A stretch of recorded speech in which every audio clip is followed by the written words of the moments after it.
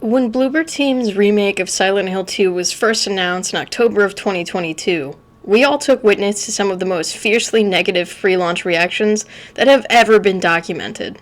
With every trailer, even up to just 8 months ago, people tore apart every single possible frame to say that the James model looked terrible, that the combat looked like a poor Resident Evil clone, that without any spoilers in the trailer, the story was going to be massacred. Trailers don't give us what we need to make these huge declarations. And while there are certain things that Bloober Team actually changed because of the fan outcry, who knows how much they already had perfectly down pat. The hate reminded me of two things. The reaction to the original Sonic CGI for the first movie, and then the hate train leading up to, and after, the release of The Last of Us Part 2. In the case of the Sonic movie trailer, the change was legit. That ratchet-looking hedgehog would have killed the cuteness and accessibility of future movies. If James kept looking like a haggard 60-year-old Harrison Ford, it would have made James feel like less of a mysterious everyman and more of a guilt-ridden maniac.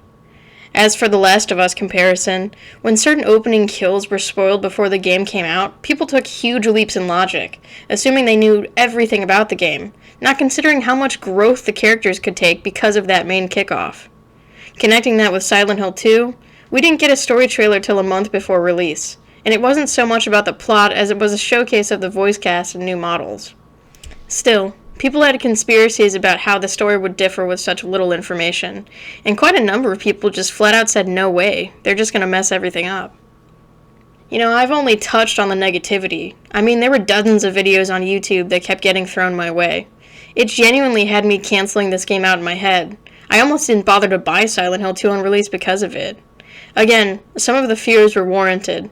It's a beautiful game, and it deserved to be treated with major respect that neither Konami nor Bloober Team seemed to have in them. Then, when October 8th came this year, I ended up driving 40 minutes out to go grab a copy because all of my local stores were sold out. I had to take a chance on the remake, if only because I loved that original release so much. So what did I think of the remake? To be quick about it, I think Silent Hill 2 Remake does what it wants with the gameplay, story, sound, and themes flawlessly, and all in its own way. Whether you think it's equal to how the original pulls off the tone and story is up for debate. I've been thinking about the tone a lot, actually. It's very different. Very.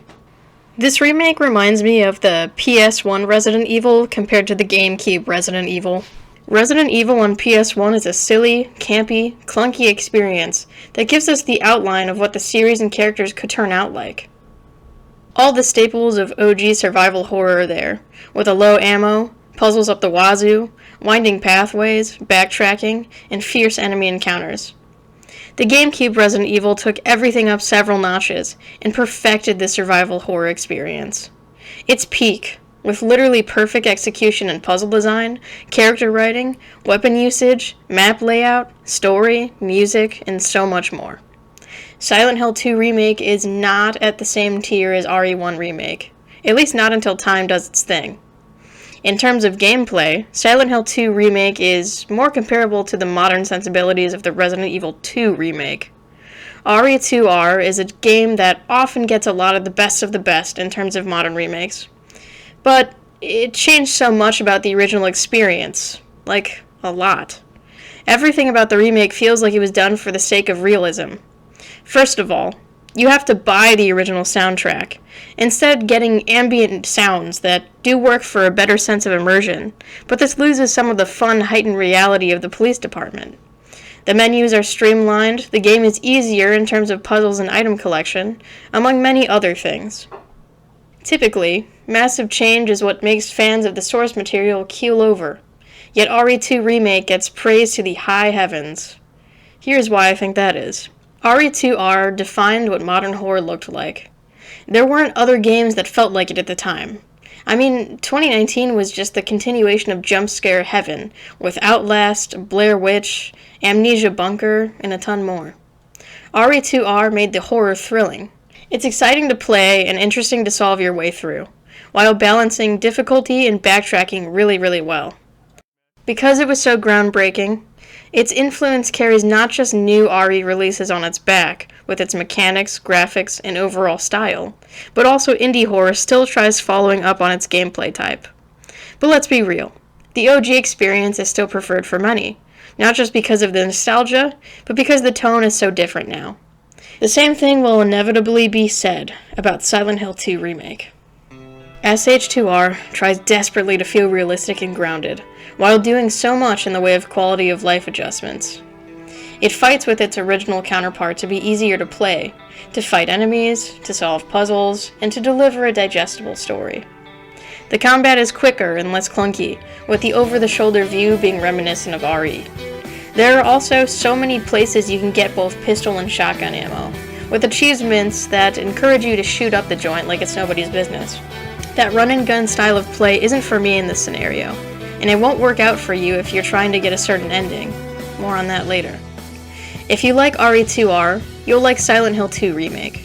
But I think Silent Hill 2 Remake is actually better than Resident Evil Remake, in terms of how well it keeps the original intact. The art design of the game is impeccable. The amount of detail packed into the world is unreal. It's nearly Naughty Dog level of world building with the amount of pictures, flyers, and items to inspect. Not only is it rendered with beautiful texture, but the fog is the best it has ever been. We all love the fog of the Silent Hill world. It's integral to the themes and level design. But we know it was only there originally due to draw distance limitations. There's no such thing anymore. Not really. So we have the fog used as a tool to make us uncomfortable with what could be out there staring back at us. Just that opening area alone, during the foggy walk to the cemetery, set the uncomfortable tone perfectly. Part of that discomfort comes in major part due to the sound. This is one of the best designed games I have ever played in terms of sound effects and noise mixing. The amount of times you hear weird little things off in the distance, squirming and squelching when they shouldn't be, is off kilter, and it's sure to make you slowly inch your way around, instead of running in head first. When enemies are nearby, you still have your radio, but you don't even need it, because you hear the monsters lurking and shuffling or sliding on the opposite wall. If you have surround sound, or you have a nice set of headphones, crank them up, because this game deserves it. Side note, did you guys see the weird Silent Hill 2 headphones that came out at launch? I really thought about picking them up, but couldn't justify the cost for wired phones when I already have a great setup. Still cool though. Instead of pulling the music out of the game like RE2 did for the sake of realism, SH2 remixes the classic OST with Yamaoka still at the helm. They sound slightly more subdued than they used to, but the moments they play during are still spectacular and resonate with you. The music of Silent Hill enhances the overall experience, especially at certain locations, like in Heaven's Night. I've listened to the Silent Hill soundtracks for nearly 2 decades now. At one point, I didn't even play the games. It was super important to me that they stayed genuine, and I can happily say that they do. I also have to mention that this game really wants you to customize your experience. When you first boot up the disc, you're given a plethora of options for the subtitles' color, font, size, and whether or not they say the names of the characters. You also have lots of difficulties to choose from for both the gameplay and puzzles. Higher puzzle difficulty means you have more pieces to solve for each one puzzle. Even the menus still do that classic noise. I nearly teared up when I first heard it again. The weapon design, the way the objects float when you hover over them, it's all perfect. I also was thrilled that they did not take away the side quests in the town, leaving them for you to stumble upon as you search every nook and cranny. They sometimes involve a different type of key item, and that goes beyond side quests. The language for a lot of the riddles in the original is actually slotted into the grander meaning of the story. And the same can be said again in Remake. For example, in the Woodside Apartments for the clock puzzle, the original has you finding a minute hand, hour hand, and second hand. 3 pieces, 3 people involved in the story, with a riddle to connect them. The original rhyme is up on the screen now. Here's the new one.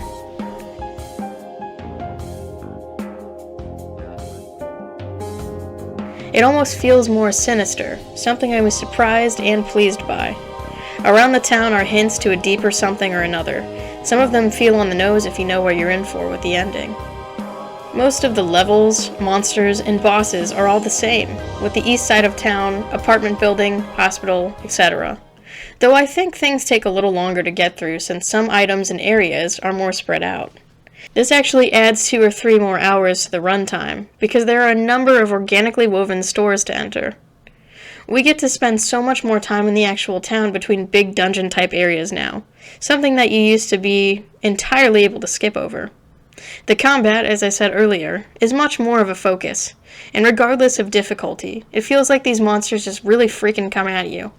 You can dodge backwards and hit hard, so it doesn't feel like you have impossible odds.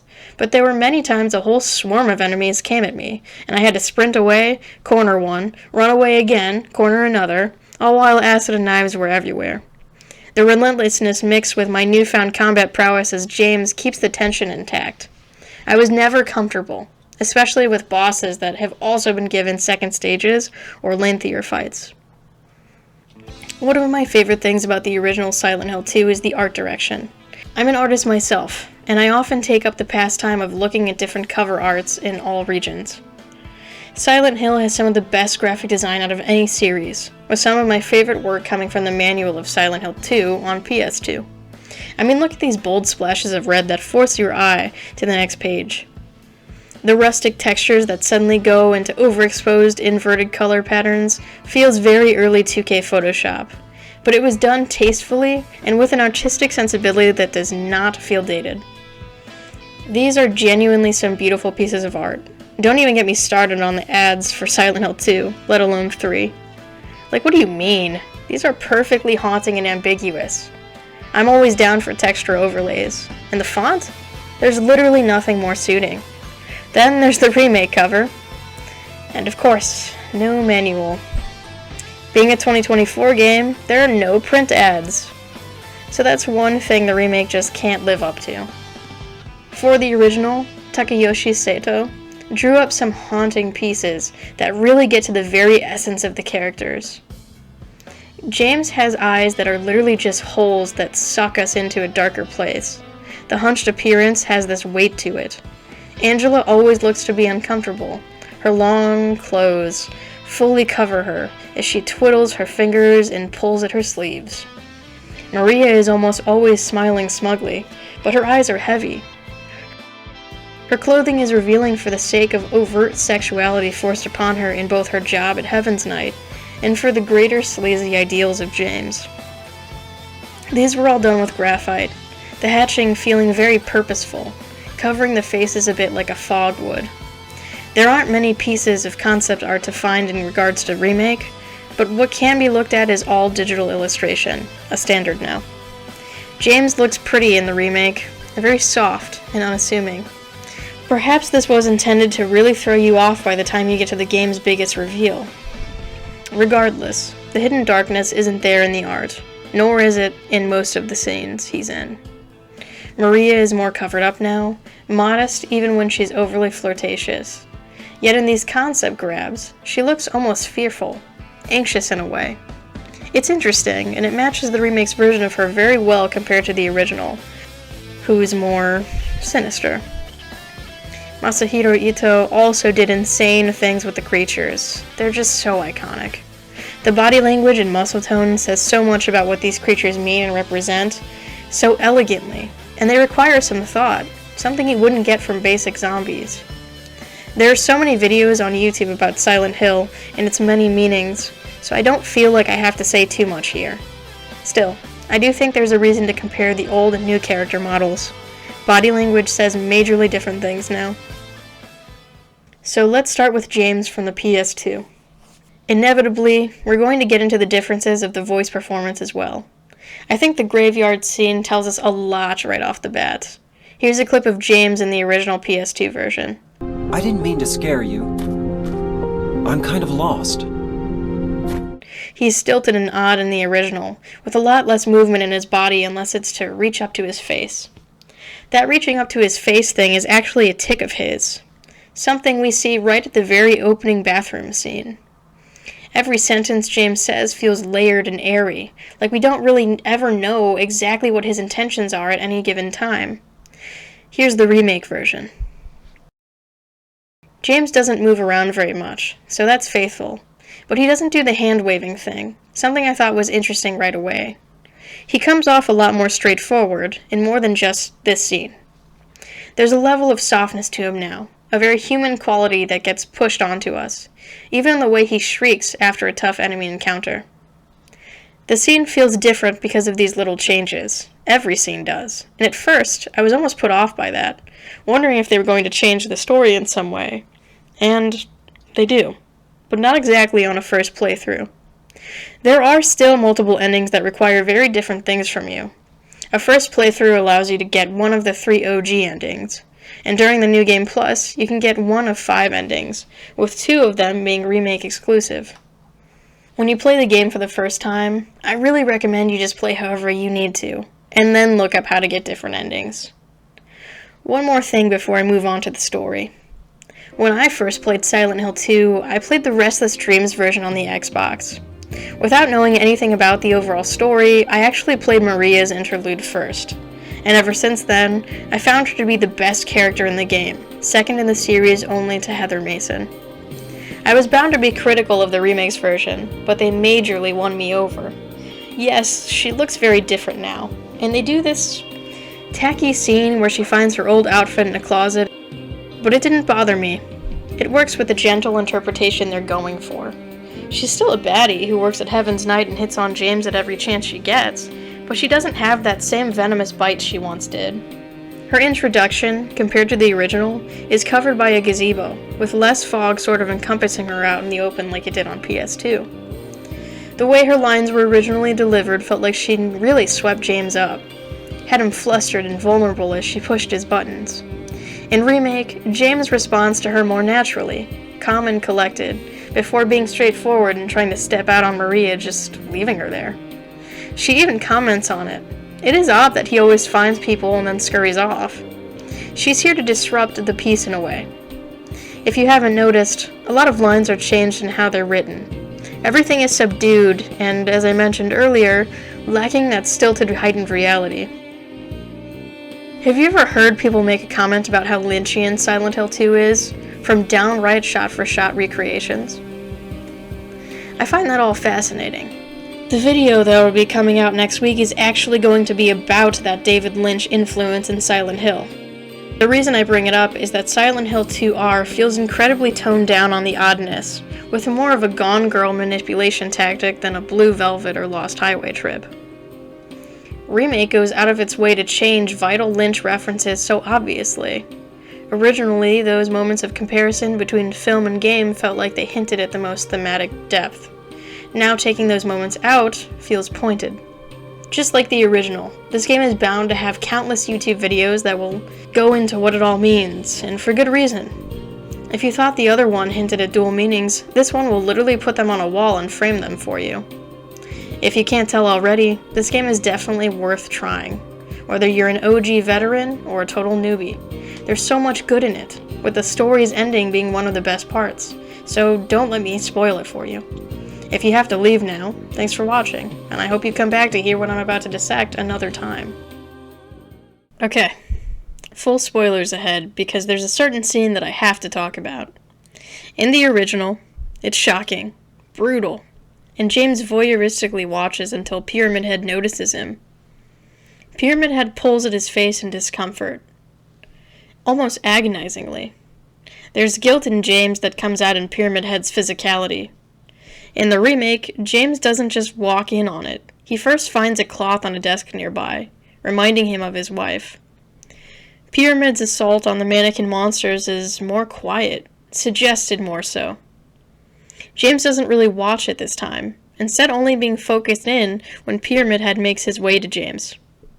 Pyramid Head just stands there. He doesn't fidget or seem to regret something. He just looks at James. This was probably my least favorite change in the whole remake. It doesn't give us that feeling of connection between the two characters like it used to. It hardly even felt sexual, really. I was almost wondering if they were going to push the assault harder, especially because it seems like they were trying to make an even more obvious connection to Mary's lack of ability and James's urge for it, when he finds her clothing scraps immediately before Pyramid does his thing. They didn't push it, though. I'm confused as to why that even is. I've said this earlier, but James is just a lot more sympathetic now. And I do like that. It's different. It's a change that goes so deep, it separates the two games for me. I'm thrilled that that's the case. Remake isn't just replacing the original. They both say similar but different things. Honestly, that's my key takeaway from the entire thing. With the story changes, the two new endings, Bliss and Stillness, feel similar to the older endings, but they're really what the new writing of the game is supposed to lead us up to. And they do so perfectly. With Stillness, the suicide ending, James actually cries. He never would have done that in the original, no matter how good the ending was. This ending is a spin-off of the original's In Water. Except, with that one, the way he goes out is so much colder, more selfish, really. It's him not being able to face what he did. The Stillness ending feels like Mary is allowing it, but that sort of undermines her final letter. It's much more heartbreaking in the original version, but this still gives us an extra something to think about. I think the new Mary and James do make sense, going out like this. The In Water ending has James looking back at Mary's dead, covered-up body in the car, but now Mary is touching James, and tragically says that she's always been waiting for him. It juxtaposes the original meaning. The Bliss ending is wild. It's hard to unlock, and it hints to something of a "it was a dream the whole time" kind of trope. In Brookhaven Hospital, you're supposed to find a drink called White Claudia, something that is never made mention to in Silent Hill 2. This is a drink which came from the original Silent Hill, and which the evil cult of that game buys. It's a hallucinogen, meaning that when you have James drink it in Silent Hill 2, he's seeing this new scene, where instead of sitting to watch the tape of Mary's murder, James never sees her cough, and enters the frame, promising he will take her to Silent Hill again. So is it real? No. It's also never going to be canon. But it's interesting that they thought of adding such a strange ending. The Silent Hill experience does feel like some sort of trip for a self-loathing person, and this amplifies that. James will go on living as if it's all fine, while in reality, nothing is fine. He hasn't forgiven himself, Mary hasn't forgiven him, and he's learned nothing. These endings feel so much more bleak, with both endings being very guilt-heavy. Depending on how you play, originally James is seen as a terror, a man who gives up on his wife and forces others into his ideals. He embodies the most threatening monster in the game. Even the other creatures are scared of him. So what does Bloober Team think of James? Sympathetic? Soft? Maybe even sweet? But he's still got to atone. And the new endings really push that narrative, whether it's more straightforward or by reliving it all. Bloober Team cited Silent Hill as the main inspiration to most of their frankly subpar games. Most of them seem to try and force a psychological angle that lands flat. Yet there really is no wasted time in this world, because all of those games led to them being trusted to bring their favorite back to life after a series of Konami thuds for over a decade. How amazing that would be to have such an opportunity. I mean, really. I don't know how they didn't fumble the bag. More people with trusted opinions have been singing the praises of this remake, and I hope that I added to that. I'm sure with the sales and reviews, Konami will be looking to do more remakes and follow along the Capcom footsteps. So here's to hoping Silent Hill 1 will be the next. Thank you for watching.